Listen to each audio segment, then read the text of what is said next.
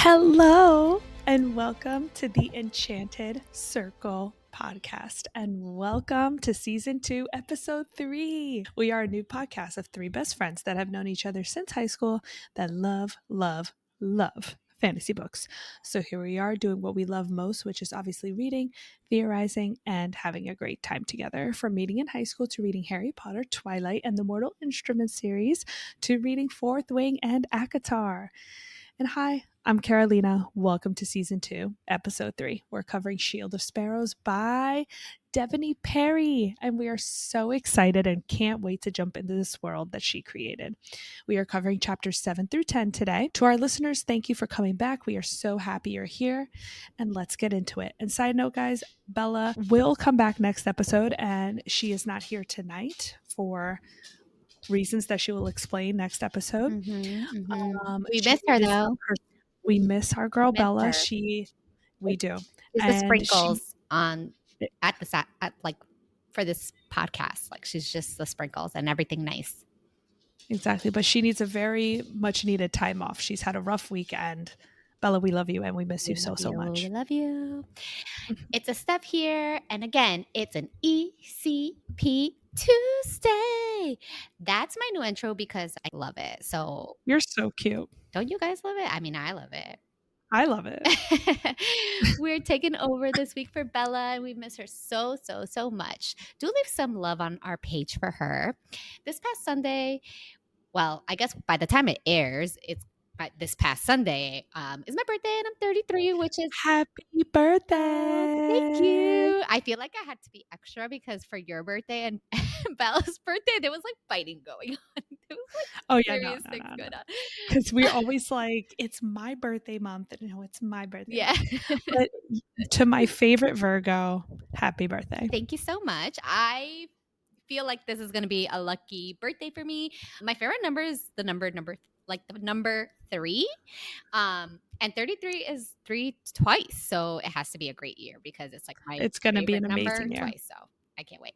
I'm so grateful to be able to age gracefully. And I'm so grateful for another trip around the sun. This is our 3rd episode. Guys, symbolic. It's symbolic.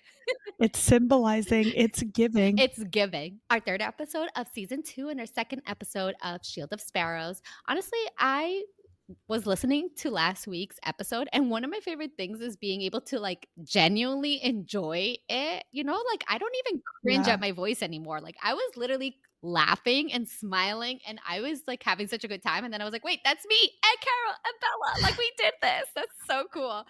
I'm truly so amazed to see how many people listen to us and follow us and give us love, you know, when we post things. I'm amazed that anyone wants to hear me blab on because I can certainly blab nonstop about books, but my favorite ones, the blab never ends. So let's get our blab on. And by the way, we're about to make 1 year on the 26th. Oh my God, that's crazy. That is so insane. What the world? Holy.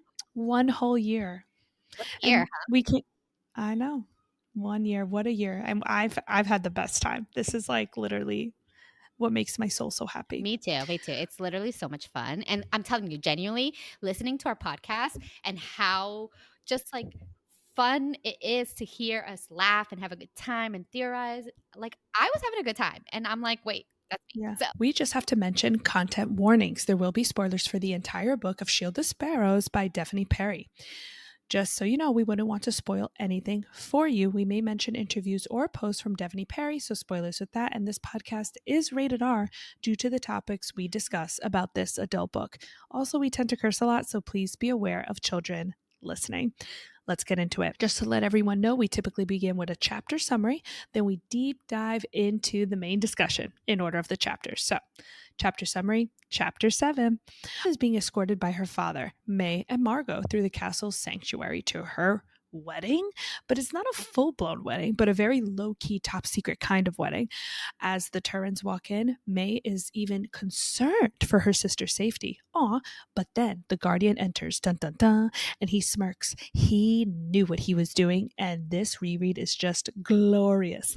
Meanwhile, your girl is thinking of ways to poison him. The parchment scroll, aka the deal, is called, quote, the Shield of Sparrows, end quote. Wow. Going through the agreement, more on that later, along with this ceremony. Wow, wow, wow. But they just signed the treaty, and that's it. All done. No ceremony, no kiss, nada. And her dad is like, okay, let's go eat, I guess. Xavier leaves, and the Guardian stays behind to get to know his new wife, A. Chapter 8. Odessa is on the docks, and we find out that her wedding feast has been canceled. I wonder why, but instead, on her wedding day, her dad took her to his office to give her, quote, spy lessons, end quote. Like, get? So as she's about to leave, no one is there to say farewell. Okay? Like, excuse me? So she's been walking through alone through the markets, and that's just so sad. But finally she comes across marrow wheels. More on that later. Odessa goes and touches one. Side note, girl, you brave. But then, dun dun dun, the Guardian is there again, greeting his queen, A. But he touches the marrow wheels also, like, oh my god, how do they have all this courage? I'd run far away. But Odessa notices the air feeling, quote, charged now that they are together, A.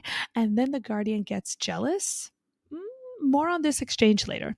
She almost falls into the marrow wheel, but he catches her, obviously. Chapter 9. Well, thank the Lord her family showed, because poor Odessa is going through it. She literally thought they wouldn't show, which is so sad for her. My heart breaks. As she internally spirals, she wonders if she will ever see her family, her land, and if she will make them, especially her father, proud. As her sister, for once, offers her support, Odessa realizes that May is in on her father's plan, which, again, makes Odessa feel like complete shit. Because seriously, why has she been iced out of her family's inner circle? And even though most of her family is present, and even though she asked her evil stepmother to bring Arthi, she didn't, which is so fucked up. In a small moment of warmth, her father embraces her and gives her words of encouragement and his failures. She loads the boat with a ball in her throat, and she notes her family and her lady's family / banner. Sus. She feels as if this task is impossible for her to complete. A man speaks to her, and who the fuck is that, may you say? But Prince Xavier. Homegirl is like, the fuck? As she turns to leave, she hands him her crown and walks away. Chapter 10. Showing us her kind heart, Odessa spends her time with her ladies' maids, helping them get through their insane sea sickness. When she finally decides to get some air, she realizes someone was in her room and left her pants, like pantalones. Her door, though, was locked. I don't know. I feel like so like goody because it was locked. In a moment of rebellion, she decides she will not wear them, and she will wear her dresses, no fucks given. She tries to get a moment for herself, but who finds her once again? Daddy Guardian, because he just can't help himself, all right? Also, did I tell you he specifically calls Odessa, quote unquote, my queen, end quote, screaming? Remember how I said someone broke into her bedroom and left her some pants? Well, guess who it was? The Guardian, duh. But he leaves her speechless as he climbs the rails and jumps off, leaving Odessa, well, I guess a little bit impressed. In a complete 180, Prince Xavier talks to Odessa, and she knows how different the men are. In a moment of weakness, she asks a million questions, repeating, why her? And the prince, her husband, leaves without a reply. ... is for real. This reread has been very good. Mm-hmm. Very good. Mm-hmm. All right. Chapter 7. As she's going through the castle sanctuary, she mentions the cleric, sorry, forgive my pronunciation, who seems to never leave that area of the castle. Until the Voster arrived, all of a sudden they're gone. Like, who are these people? Odessa even asks her dad where the clerics are, and he says, quote, there will not be a ceremony, only the marriage decree and signing of the treaty, end quote. But by who, though?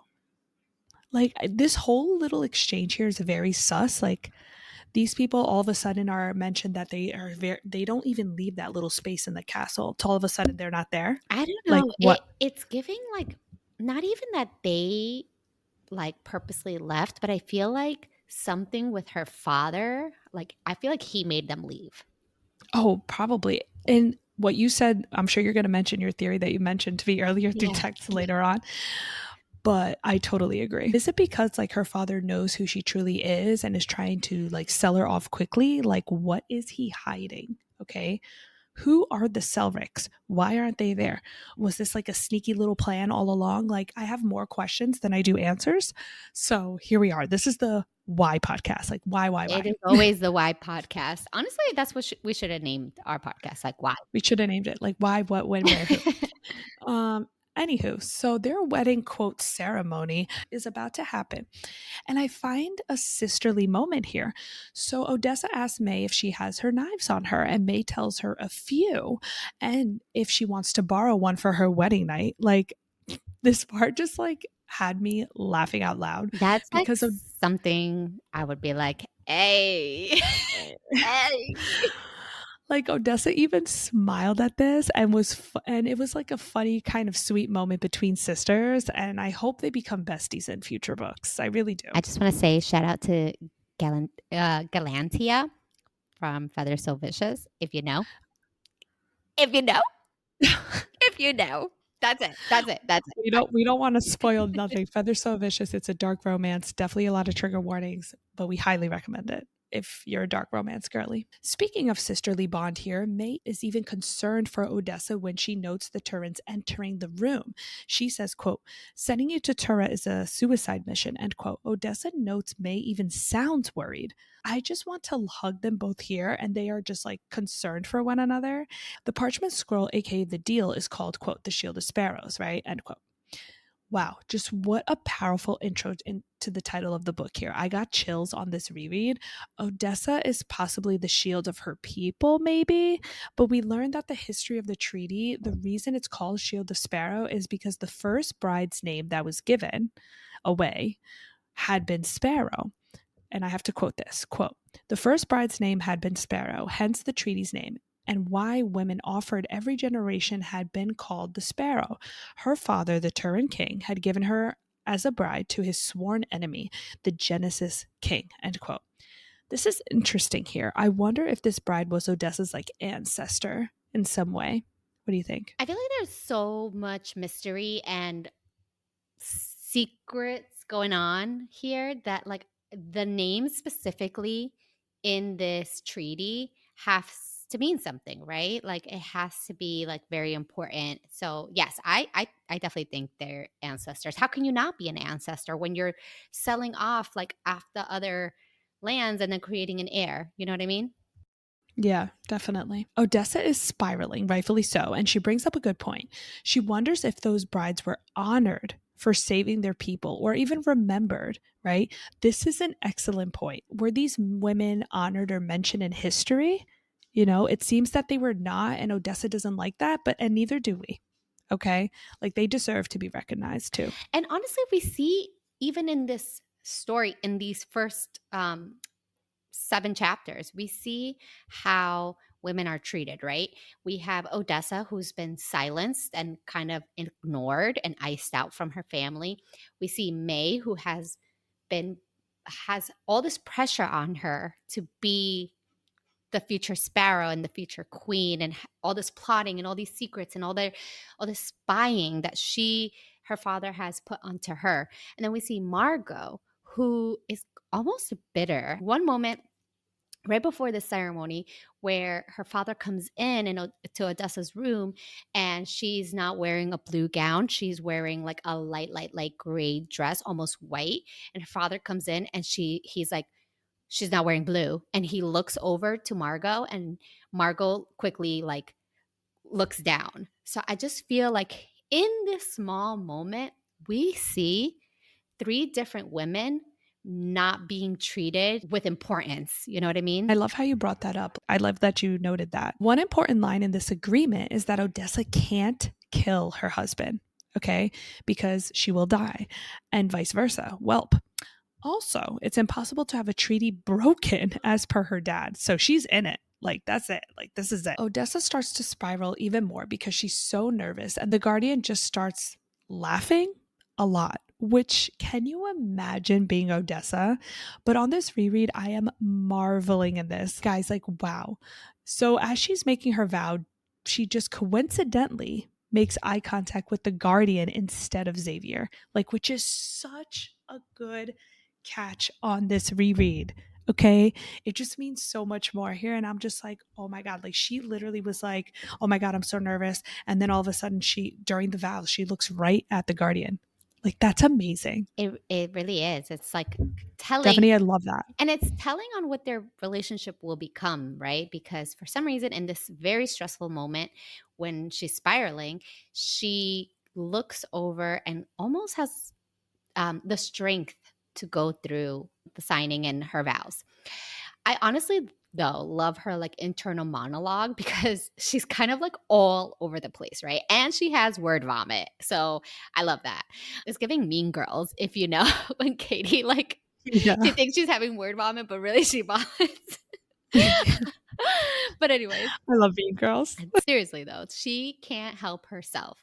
Odessa then thinks to herself, quote, "What would father do if I refused? I'd endured enough of his punishments in my lifetime that I didn't want to find out." End quote. Again, circling back to how women are treated in this family, she has been through the ringer. And I feel like almost, I'm starting to theorize here, but I feel like they're trying to suppress something in her. Like in her punishments or in quieting her and keeping her out and icing her out, they've kind of like internalized whatever they're trying to hide in her so deep that she can't even connect to that part of her. It makes me bring up like the fact that she says, "I've endured enough of his punishments in my lifetime." Like, is he hitting her? Is he with a lot of times in some of these stories, like they like hold off food or they, go through a lot of trauma. So her mousiness, like it's because of the way her father has treated her. Like he has iced her out. Yeah. And I wonder, like, if we find out more later on, for sure, like in the next books and stuff, because it's really concerning how, like, she describes how their relationship is, the fact he's just willing, like, to give her up, like, all right, here, bye. And I'm like, okay, like, interesting. But Xavier pulling out the vial of blood to sign, oh my God, now knowing whose blood it really is, I am spiraling with Odessa, okay? Guys, this reread is like a must, an absolute must. I'm also dead that it's the guardian who speaks because Avi, we know why, right? We know why. After they both sign, though, Odessa reacts strangely to the magic once again. Quote, "The air rushed from my lungs, a wave of dizziness making me unsteady." End quote. The Guardian doesn't really react the same. She says she clenches her eyes shut to like get through the pain. Like, I don't see that. I don't see the Guardian acting that way. Nope, definitely not. He's like, He's like, "Girl, you don't even know. More secrets for he's like, you." I see you. He's like, I see you, boo. So when Xavier leaves after the ceremony and the Guardian stayed, I just want to melt, especially when he's like, quote, "eager to chase Xavier to his room, my queen," end quote. This sentence holds so much weight because she really is his queen, technically. And I just love this reread. And I'm sorry you're going to hear me say this 100,000 times. This reread is a must, an absolute must. It really is. And to bring up Xavier again, the acting Xavier, his softness for Odessa, I have to like honorably like mention it because, quote, "Xavier stared down at me, inching closer. My heart climbed into my throat as he took my chin between his index finger and thumb, tilting it up. An expression flashed in those green eyes. Finally, he showed some emotion. Too bad I couldn't tell what it was. Sadness, maybe? Pity? Both?" End quote. So I think it shows like the kind of person Xavier is. I think he saw Odessa for what she truly is, and I don't think he thought she can really handle what was to come. you know? True. He probably thought too, like, oh my God, this poor girl has no idea what she just signed herself up for. And she's a player in a game of kings, you know what I mean? Like Yeah. there's in a Mhm. game of men. And she says it Mhm. like, you know, these men make decisions for her. These men call out to the patriarchy. So Devney, I really like that because you really detail women's struggles in society, you know? Definitely. And we appreciate this. And I think that's why we were so hooked on this story too. Chapter 8. For Odessa's wedding dinner to be canceled for spy lessons? Like what? With her dad at most? Like, can we talk about that for a second? Like, wow, what a way to spend your wedding day, especially night. Like, no ceremony, no dinner, no nothing. But guess what? We're going to have spy lessons all night long. Her dad sure has a goal here. I feel so bad for her. Like she was not looking for any of this. Like that morning, that girl, she was just like doing her little thing, jumping off cliffs like Bella when she was like trying to have adrenaline rush and see Edward, you know, she jumped off a cliff and cliff dive. Like, let's talk about Twilight for a second because I'm having a Twilight 33rd birthday party and I'm so excited. Hey. Um, Twilight is my shiz. And we're gonna partay. Knowing us, we're probably just gonna be a bunch of grannies just sitting on the couch Mhm. drinking wine, watching Twilight. But You it is know what? okay. It is Twilight okay. Twilight makes my heart sing. I am so excited. But yes, it's good. Like she's over here cliff diving. She's over here like wanting to feel something, adrenaline rush a little bit, like Bella Swan. Mm-hmm. And the next moment, homegirl is like married off and That's it. given spy lessons. She's like let in a little bit, but not really. So poor girl, poor girl. Just I can't imagine. Yeah, she That's why just she's has like spiraling. no idea. But that's why she's Yeah, spiraling and has word vomit because yeah. she's like, "What She the doesn't even know fuck what's just going on. happened?" She's like, what just happened to me in the past 24 hours? Literally, like moving cross country and going to a new school, and then them being like, "All right, here's your work. Do it all. Follow everybody else." And you're just like, "Wait, wait, wait. What?" Like, Yeah, yeah. Anyway, Margot too, Lo. She's such a POS. Okay. Margot is really saying she can't eat the food at the castle because she'll eat on the boat. Like, who? This woman, she's just so mean. And like, who says that? Like, no, you're going to go eat on the boat. You can't have our food. Like, what? She is so hateful. Like, what the hell is wrong with this woman? She's pure evil. she's sus. She's very sus. Definitely. I want to know, like, it's a random fact that just came into my mind, but Odessa says that Margot had 3 miscarriages, then had Arthi before her father dumped her and went to look for another person who would give him an heir. So I find it interesting that right before she was like about to get dumped, she had a baby. And like, I don't know. I feel like that's sus. It's sus of her. Ooh, oh, I see where you're going You with. know? So, as she's on the dock waiting to depart, her family, like, I mean, no one is there in that moment to say goodbye, which makes me so sad. Like, she's all alone except like with her guards that have to accompany her. And she ends up wandering aimlessly throughout like the streets, so like waiting for her to leave, basically. And it's so sad because like, can you imagine, like, oh, you just got married off, like, and you're about to leave and you don't even know if you're going to come back, and like there's no one there to say bye, not even her sister who like was concerned for her. Like, I just wonder like why? Like what was the point in not showing up on time? Or was Odessa just super early? The Guardian says we depart at dawn and like it's dawn. So like why are they not there? What are they doing? exactly. Like, what, like, do they know they're going to see her again? What is going on? Her family knows more than what we think, obviously. As by herself, as she's roaming the streets, she comes across 7 dead marrow wheels, right? Along the way, which sounds fucking scary as shit, okay? I have to quote this entire thing that describes them. Quote, blue as sapphires and tipped in turquoise, the fins along their backs are iridescent like opals.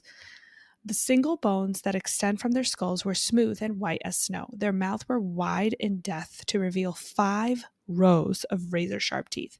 They were thicker than I'd imagined, twice the width of a man, and so long that even when they were skewered in the middle, their tails coiled to the dock's board like thick ropes. End quote.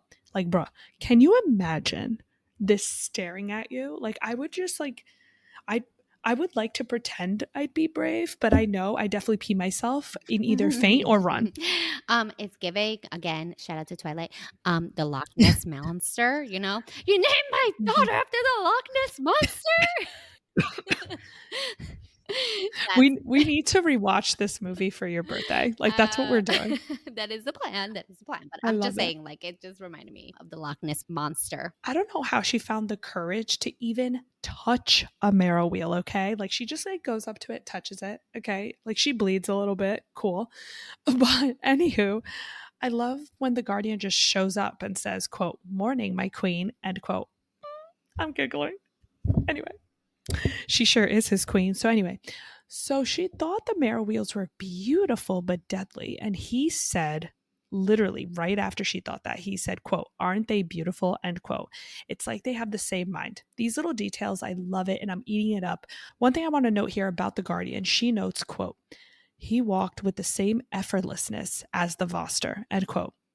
Could this be something, or am I reading too much into it? I do remember that the Guardian and the Voster work very closely together. So I don't know. Could be. Listen, this is the I Don't Know podcast. So. I love how the Guardian stroked the marrow wheel just like Odessa just did, but they're definitely fated mates, but also, like, bruh, I don't know how you could just go up to this crazy ass creature and just touch it. But anyway, whatever. I love fated mates. It's my favorite trope. I know you do.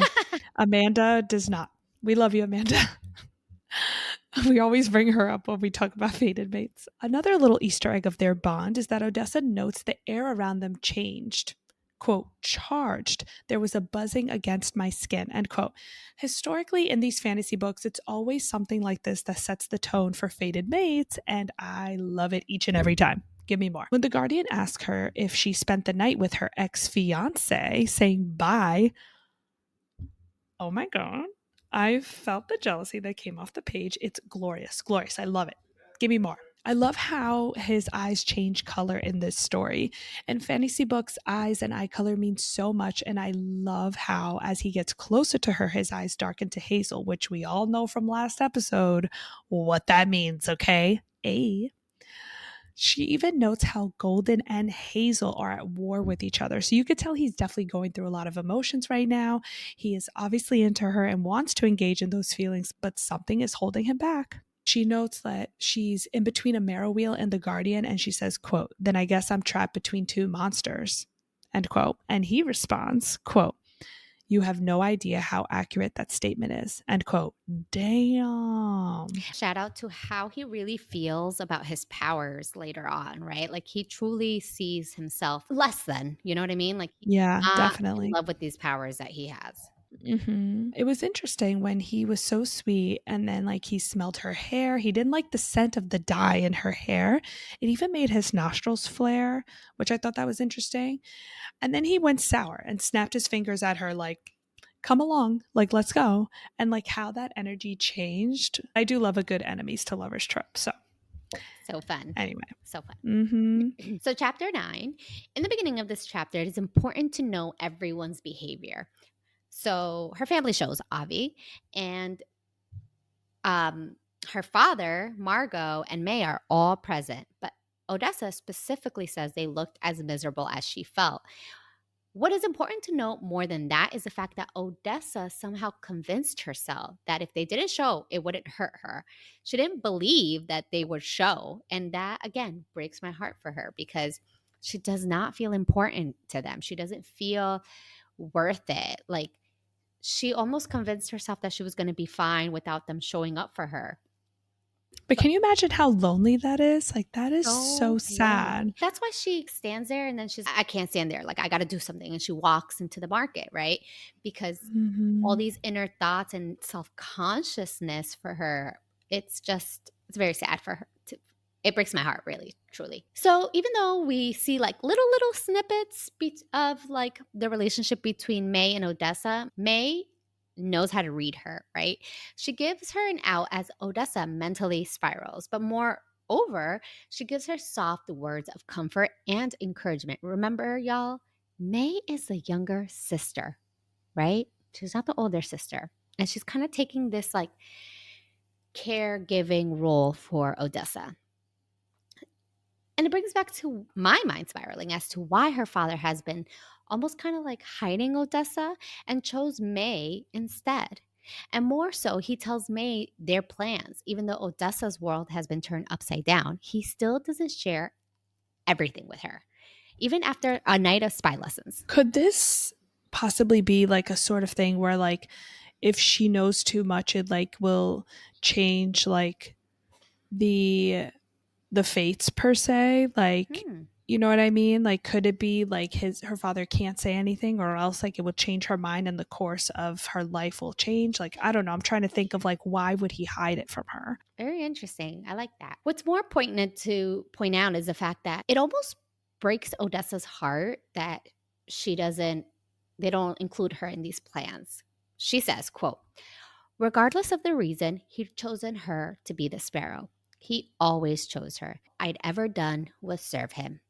All I'd ever done was as he asked. All I'd ever done was try to make him see me. What was it going to take? End quote. Oh, it makes me so sad. I can't imagine what it feels like, what it does to a person to constantly be excluded and ignored and left out. And it just makes sense why she is so mousy and so afraid and so internally struggling. Like there is nobody there for her. She is alone. This beginning part, especially on this reread, is even more heart-wrenching because you really get to deep dive and see like wow, like she is truly alone. She has no support and it's just like so sad. Can you imagine just like being left out all the time and being truly alone? She has no one. Like and the one person was her mom and she's not even Yeah, she didn't really around. even get to know her. Her mom Yeah. died when she was a baby. What Mhm. also surprised me, though, is Margot is the one to tell Odessa, quote, you are strong, Odessa, stronger than you realize, end quote. I wonder why she says this and what she sees in her that Odessa can't see. But in the very next moment, we see her purposely not bring Arthi, her baby brother, so she could say goodbye. She specifically asked Margot to see Arthi, and Margot said yes. And then in this moment, she doesn't bring him. I don't know if it was on purpose or not. It's just sad that like Odessa again is so upset because she's kind of made her life bearable by sharing her love with her siblings. And she doesn't get to do that with Arthi. And he's a baby. She feels like, oh, I'm never going to see him again. She doesn't think she'll make it through alive through this, like she's like, they're going to kill me because they know what I'm up to. Yeah. Like I want like something is so up with Margot. Like I need a backstory And also of like the Margot. fact that she says you are strong, stronger than you realize, like it makes me think like She knows she something. knows something and she knows. Like last episode, like she knows things. Like she knows her daughter was like with the captain. Okay. Like this woman knows things. Okay. The next moment, her father finally steps up and basically tells Margot and May to skedaddle. Again, I think her father has purposely iced her out, but truly, I don't know why. Was it heartbreak, right? Like men are sometimes so freaking fickle when their heart hurts. And it even seems as if he doesn't want Margot and May to see this very small moment of softness toward his daughter. I want to discuss this quote and see what we can theorize on it. Quote, I've made so many mistakes as your father. I'm sorry. Your mother would be so disappointed in me, end quote. Again, it makes me think it's pure heartbreak that pushed Odessa away. He could not deal with the pain of losing her mother. I just feel like there's more. Like there's definitely more. I don't know. Odessa is also so surprised. She says, quote, the shock of that statement squelched the threat of tears. He never spoke of my mother. None of them did. And he apologized. Who was this man and where was my cold, proud father? End quote. Do you think her dad puts on a facade? Like, do you think he's also playing a game? Possibly, yeah. Like, do you Possibly. think like he's like in a scheme, like he has to hide his emotions and he has to play like this cold dad? Like, you know? I know. There's just like, And now I got to share what I shared with Carolina earlier, my Mad Woman theory. Do you guys miss my Mad Woman theories? Because I love my Mad Woman theories. Sometimes so out of pocket, but like they just are so much fun and they give me life because my brain is just my brain. So I got to share it. So my theory is, after reading this quote from her father, particularly, he says, quote, "The burden is not yours to carry," end quote. And it made me think that or maybe, and what if Odessa's mother is in Alisaria? I don't know. Well, maybe that's why he wants to go there so bad. Maybe that's why he believes he's not going to die. I don't know. Like, it's just so sus. And the fact that he says the burden is not yours to carry, it means it's something super heavy that they've been protecting her from. You know what I mean? Like, it does not seem like they're trying Mhm. to hide from her, but more so protect her from something. Absolutely. Yeah. What if Odessa's mother was taken? Or what if she ran away? What if she was a sparrow that was not recorded or maybe removed? I don't know. What if she didn't go through with it and fell for the king, Odessa's dad? What if she's from Tura? The math ain't mathin', and y'all know how I get with these mad women theories, okay? They don't make sense, but like I'm here for it. I'm having a good time. The math ain't mathin', but we love it. We love it. And I am here for it every single time. Her mom will definitely come up for sure. I agree with you. I think I just can't see that she's truly dead. I don't believe that. I either believe she was taken, I believe she ran away, I don't know.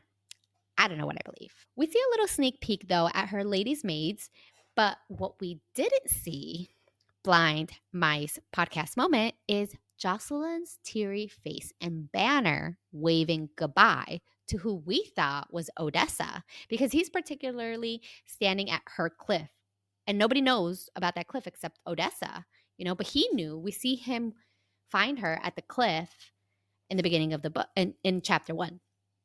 Brielle, she didn't have a chance to say goodbye to her family, but Odessa is jealous of the type of mother Jocelyn has. Quote, "I might be the woman wearing the crown, but Jocelyn was the one with the riches, wasn't she?" End quote. Again, shout out again to the fact that she feels so alone and she doesn't have anyone crying for her and she doesn't have her family waiting for her. Her family, her dad gets on his horse, her sister and her stepmother get in the carriage and they leave. You know what I mean? Meanwhile, Jocelyn's mom is there, like waving, crying. You know what I mean? So it's like, to her, that's riches. Like, me being a princess, that doesn't mean anything to me. Having family is like the real fortune. Exactly. And it really That is, care. right? Like, money makes life easier, but love, right? Love from your friends, your family, anybody. And she has no one who loves her. We don't see any Right. love for her. There's not even like Mhm. sometimes in books we see like the maid loves her or the cook loves her. It's been 0 days since we thought about Zayden Myers. It's been like negative 0 seconds. It's actually kind of disgusting how much I think about him. It's like if he was a real person and like I'm feeling some heartbreak. We sometimes see like at least one person care for this person, but she has no one, like nobody. No. There's nobody for her. She's really truly so alone. Mhm. And then in the very next moment, the unexpected happens, because at this point when I first read the book, I was like, what the helly? This motherfucker talks. All right. Prince Xavier shows some of his cards to Odessa. Plus, Prince Xavier, calls her Odessa Wolf, while in the next chapter, the Guardian calls her Odessa Cross. Very interesting points of view for these men. Hmm. Very interesting. Mhm. But also, like, I wonder. I couldn't believe that he talked at that. When I first read it, I was like, what? He does talk. Yeah. Like, do you think too that the Guardian like knew exactly who Odessa was when he first came in? Yes, because he saw her cliff diving. So that's what made Oh him yes, choose yes, her. yes, yes, yes. Yes, yes, yes. Um, You're giving me my mom brain some memory back. it's coming back to me slowly but surely, slowly but surely. Moving on. In chapter 10, we really start to see the heart inside of Odessa. After Brielle and Jocelyn spend the night seasick, Odessa, even though she's the princess, alternates between taking care of both of them. This, to me, is important to mention because in the end, toward the end of this book, she is always kind to both of them. And their betrayal of her stings even more, right? Later Oh, on. they suck. They They like absolute they suck. suck. And I personally can't imagine, right, working with someone for years, being together every day, and the very next moment they stick a knife in your back. But I digress. I digress. And like you mentioned like a couple moments ago that like Banner like could like I have to look back in that moment. Like was Jocelyn crying in that moment as well or no? Yes, she was. She was. And also Jocelyn, I think, is the one that told um Odessa that Banner had a lover in town. And she was the lover. Yeah, like So this fucking she's snake. such a loser. Snake. Snake. Oh, Snake, anyway. snakes, snakes, snakes all around.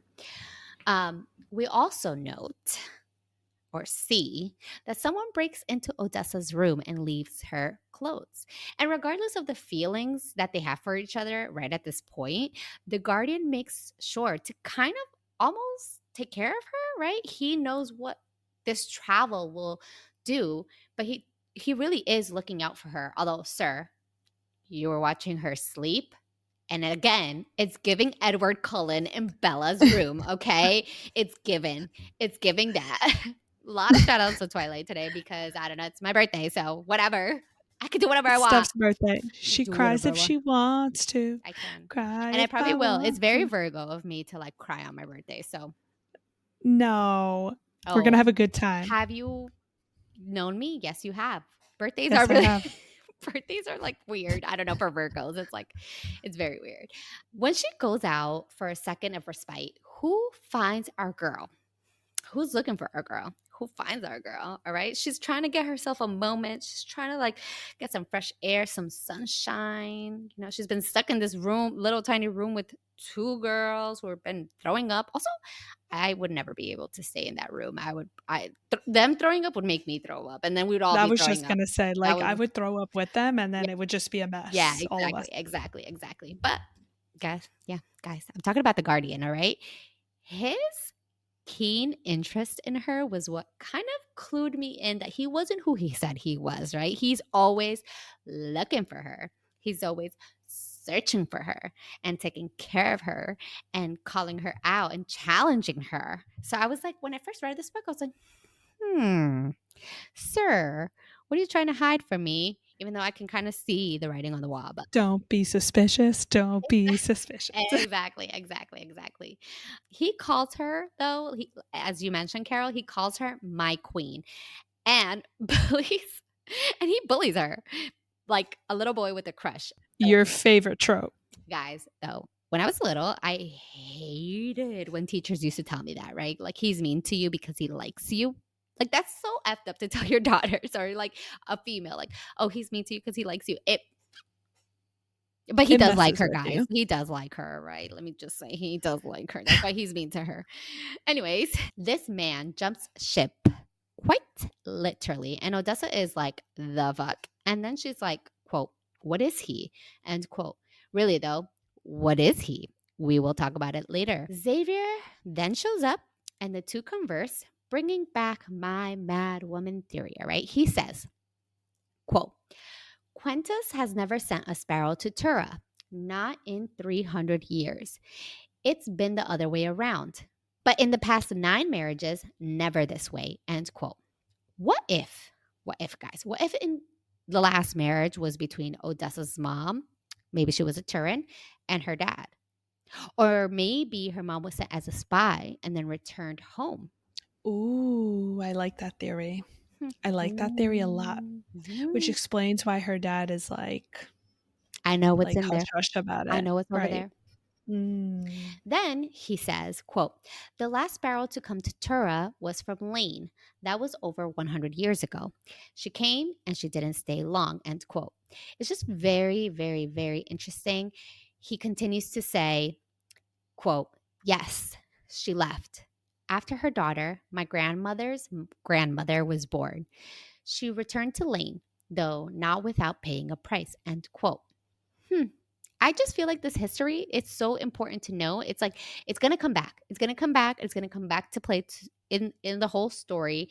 The fact that like something is amiss here, right? Like I don't know if if you're a crux woman, right? We find out later if you live long, maybe sometimes in fantasy books like they have long lives, um, or if there's like an unrecorded marriage or maybe spying. But I just feel like it's very poignant to like point out this moment and Xavier telling Odessa a little bit of history, like Tura history. I don't know. Or could it be like history repeating itself too? Could be. Like this could be a part of history, and maybe that's how her mom Right, is. because That's her mom's she story. says like this last sparrow came, gave an heir, and then she left, and she had to leave her heir there. So it makes me think like of Odessa. What if the last sparrow came, gave an heir, and then left? And she's an out. Anyways, at the end of the day, I don't know, Mad Woman theory, good times. We're here for a good time. It's always a good time with a Mad Woman theory. That's I'm right. so glad we're back. And wow, guys, and Bella, we do miss you so much, girl. Mm-hmm. And we just want to say thank you so much for being here tonight. It truly means the world to us that you're here. Please message us and let us know what you think or what you would like for us to include in our next episode. We truly appreciate your feedback. We are just your local trio. We miss you, Bella. Of best friends, enjoying each other's company and talking about what we love the most. Again, guys, it's been 0 seconds. 0 seconds. Zayden, Ryerson, and then Kingfisher, and then The Guardian. Like I said, the list is getting long. And personally, I have a very, very, very, very, very, very long list, but I digress. All right. This podcast is so much fun to make when you have Carolina and Bella doing it with you. And you. Oh, thank you. Remember to follow us on at Enchanted Circle Pod on Insta and TikTok, and follow/subscribe to our podcast channel on Apple, Spotify, Amazon, or YouTube. Until next time on the Enchanted Circle Pod.